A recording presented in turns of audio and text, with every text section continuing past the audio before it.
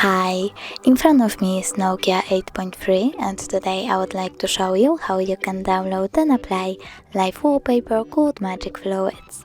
Firstly, open Play Store and type Magic Fluids. Then download this app from this developer.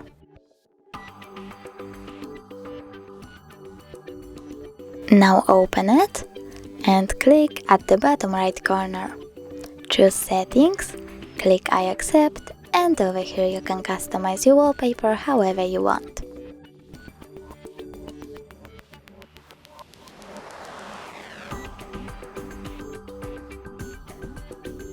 When you're done, tap at the top right corner and bottom right corner again. Choose Set as Live Wallpaper, Set Wallpaper, and decide if you want it to be on home screen or home screen and lock screen by tapping on one of the options. Now when I go back, I can see that my wallpaper was successfully applied. Thanks so much for watching. If you enjoyed this video, don't forget to leave a like, comment and subscribe. Bye!